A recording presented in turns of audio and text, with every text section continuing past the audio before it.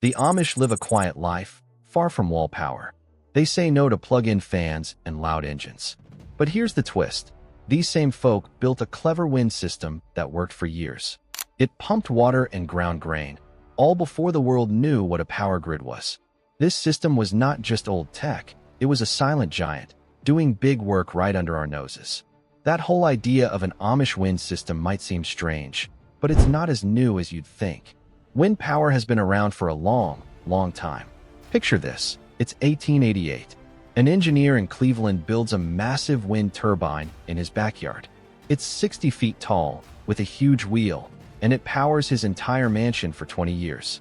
It ran hundreds of lights and was even featured in magazines. But then, something happened. Cheap electricity from the city became available, and most people just plugged into the grid. Giant backyard windmills became a thing of the past. The Amish, though, they went a different way. For them, it wasn't about just rejecting technology. It was about being independent and self-sufficient. They needed power for things like pumping water and grinding grain, but they wanted to do it on their own terms. So while the rest of the world plugged in, they stuck with wind. And that's what this is all about. We're going to look at why a community that says no to so much of the modern world says yes to this kind of power. It's a story about how their commitment to a simple life has actually made them quiet pioneers of renewable energy. They've been mixing old traditions with new ideas, like solar panels, for years, and most of us never even noticed. Living a simple life isn't actually simple. It's a ton of work. And while the Amish said no to the electric grid, they couldn't say no to basic physics. You still need energy to get things done. Think about the absolute basics. First, water. You need it for drinking, for washing, for your animals. A small family with a few cows can use hundreds of gallons a day. Now imagine trying to pump all of that by hand. It's a full-time job in itself, and it never, ever stops. Then there's food. Turning grain into flour for bread is another huge energy sink. Doing it by hand with a stone grinder is exhausting. Doing it for an entire community? You need a real power source. This is where their ingenuity really shines. For centuries, the Amish have used windmills and water wheels to solve these problems. These weren't just quaint decorations on the farm. They were essential machines. They were the engines that pumped the water and powered the mills, doing the heavy lifting that human muscle alone just couldn't handle. It's actually hard to find exact numbers on how much energy these old systems produced. Nobody was really measuring it back then. But we know the demand was constant and it was huge. They weren't trying to power a TV, they were trying to power their survival. This need for a reliable, independent power source is the key to understanding everything. It wasn't about rejecting technology. It was about finding the right technology that fit their values of self-sufficiency. And that need has only grown. As one expert who works with the community pointed out, today's Amish farms and workshops are often larger operations. They need even more power than before.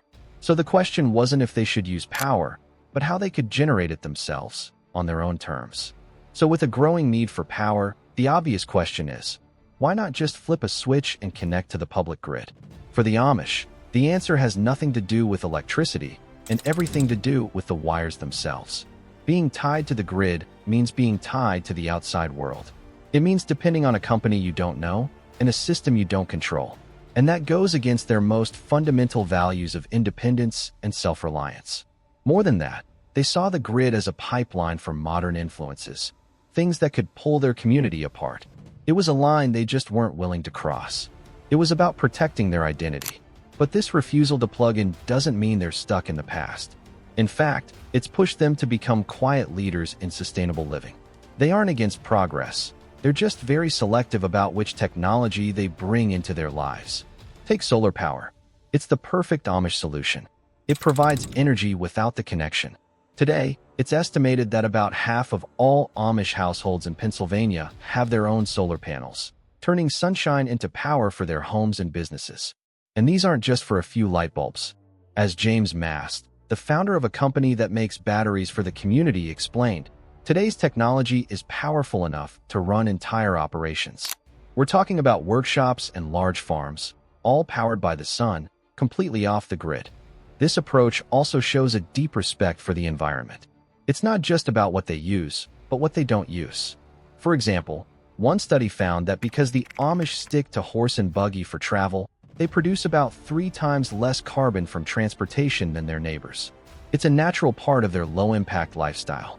What you see is a community that isn't rejecting the modern world, but carefully choosing which parts of it to accept. They drew a line at the public grid, not to stop progress, but to preserve their independence.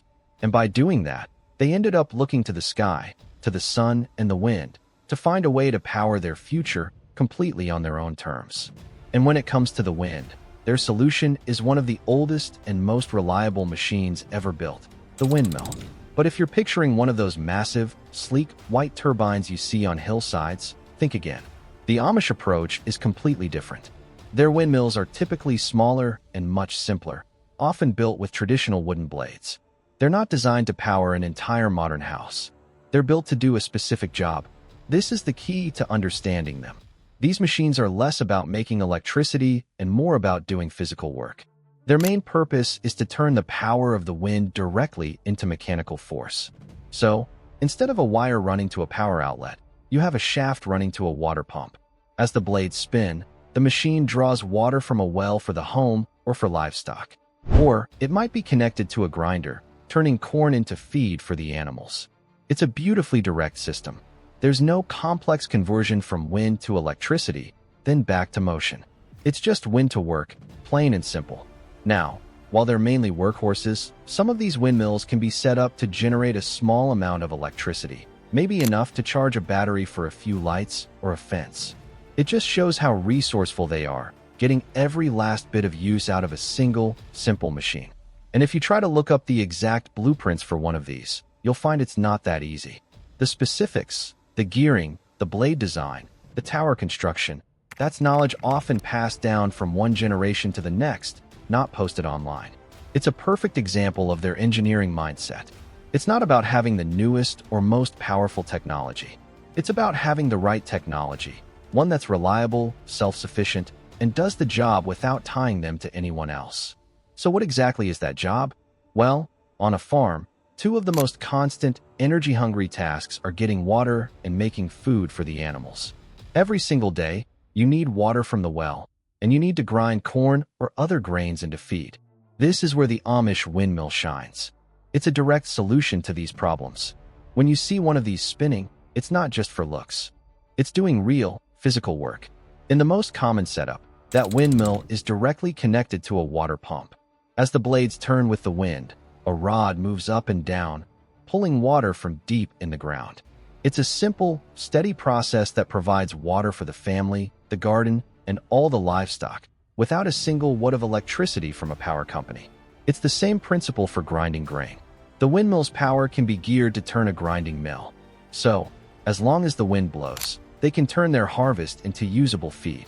In some communities, they've even used this same wind power to run sawmills, cutting lumber for their homes and barns. It's a perfect system for a community that values independence. This isn't about generating massive amounts of power to run a modern home. It's about harnessing a natural, free resource to handle the most essential daily chores.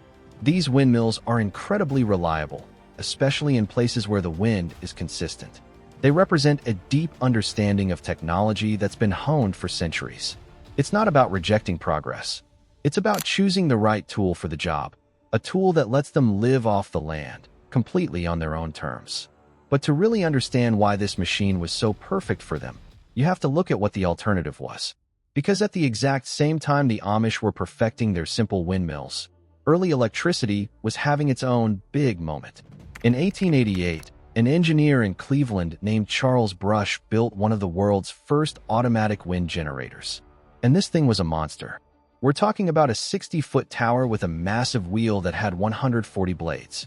It worked flawlessly for 20 years, generating enough power for his entire mansion.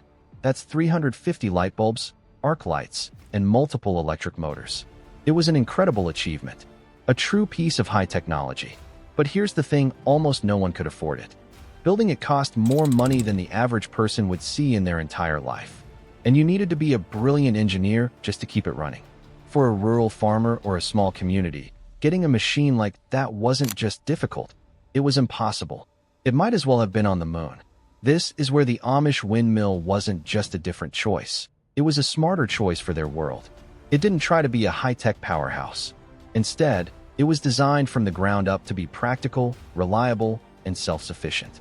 It focused on the essential jobs, pumping water, grinding grain, and it did them without needing a fortune or a fancy degree. So, when people looked at early electricity, they saw a fragile, complicated, and incredibly expensive system that was totally out of reach. But when the Amish looked at their windmill, they saw a silent giant, a machine they could build, understand, and repair themselves. It wasn't about generating the most power. It was about having a system that actually worked day in and day out on their own terms. In a world where electricity was a luxury for the ultra-rich, the Amish had already created something far more valuable: energy independence. But even a silent giant has its limits. The windmill was a perfect machine for pumping water and grinding grain. It solved the two biggest energy problems on the farm. But as the years went on, the needs of the Amish community started to change. Farms got bigger. Small workshops became a crucial part of the local economy. And suddenly, the old windmill wasn't enough. It couldn't power a saw, run lights in a workshop, or charge a battery for a fence. The community needed more than just mechanical force. They needed electricity. And that's when they started looking to the sky again. But this time, they weren't just looking for wind. They were looking for sun. Today, solar power is actually more common in Amish communities than windmills are. According to one expert, a man named James Mast who founded a company that makes off-grid batteries, new technology has allowed the Amish to meet these bigger energy needs while staying completely independent. Just drive through Amish country in Pennsylvania, and you'll see it everywhere. Solar panels quietly sitting on top of barns and houses. In fact, it's estimated that around half of all Amish homes there have installed solar panels to generate their own electricity. And solar isn't their only modern solution. For heavy-duty jobs, or as a backup, they'll use diesel or gasoline generators. In places with flowing rivers, they still use the ancient technology of the water wheel to power things like sawmills. Some are even exploring cutting-edge ideas, like biodigesters that turn farm waste into natural gas for heating and cooking. What looks like a contradiction from the outside is actually a very smart evolution. It's not about rejecting technology. It's about carefully choosing the right tools that allow them to live the life they want, on their own terms, powered by the world right around them. The lasting lesson from the Amish isn't just about old windmills. It's about always wanting to do things themselves, sticking to the tried and true tech that works, and doing it all in a way that's good for their land and their life. They found simple, practical solutions for big needs like pumping water and grinding grain long before most people even had electricity. Their clever approach teaches us a lot about living off the grid today. Even as the world worried about climate change, the Amish quietly showed us how mixing old smart ideas with carefully chosen new tech, like solar panels, can lead to a truly independent and environmentally friendly way of life. They prove that being clever often means finding simple things that just work. It makes you think, doesn't it? What other amazing solutions are out there, quietly doing big work, just under our noses? What other hidden ingenuity have we overlooked? If you're curious about these kinds of forgotten stories and want to keep uncovering them with me, then make sure you hit that subscribe button. Don't miss what we dig up next.